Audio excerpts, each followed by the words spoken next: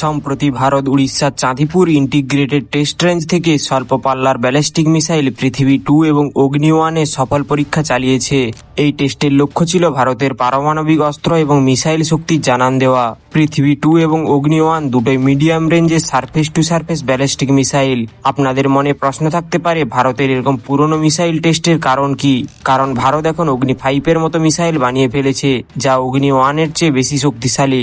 তাহলে বলি শুনুন, কথায় আছে মশা মারতে কামান দাগার কি দরকার। ভারত 1 থেকে 1,500 কিলোমিটারের মিসাইল দিয়ে পাকিস্তানের সব জায়গায় হামলা করতে পারবে।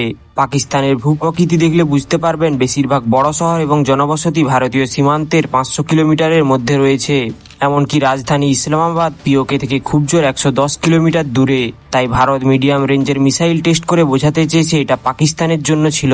তবে পৃথিবী-2 এবং অগ্নি-1কে খুব কম কিছু ভাববেন না।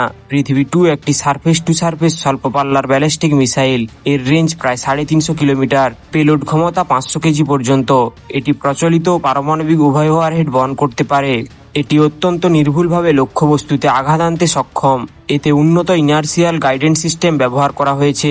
পৃথিবী ক্ষেপণাস্ত্রটি ভারতের integrated guided missile development programme IGMDPর অধীনে 1983 সালে তৈরি শুরু হয়েছিল এবং 1988 সালে প্রথম পরীক্ষা করা হয়। পৃথিবী-2 সংস্করণটি 2003 সালে প্রথম ভারতীয় স্ট্র্যাটেজিক ফোর্সের কমান্ডে অন্তর্ভুক্ত হয়।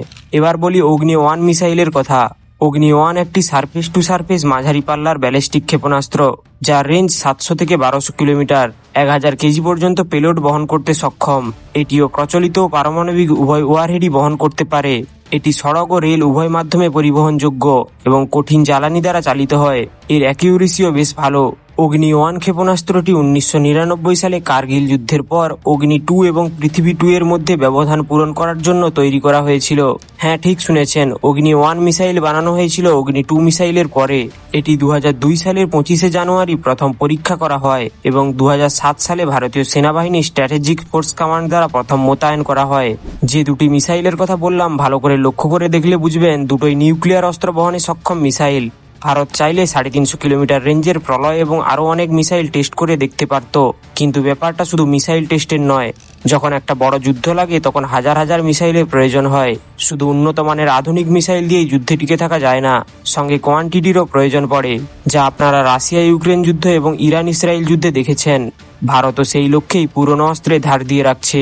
এখানে বলে রাখা ভালো, পৃথ্বী ও অগ্নি 2 মিসাইল সময়ের সঙ্গে সঙ্গে আপগ্রেড করা হয়েছে। এর ফলে মিসাইলগুলি পুরনো হলেও কার্যক্ষমতা হ্রাস পায়নি।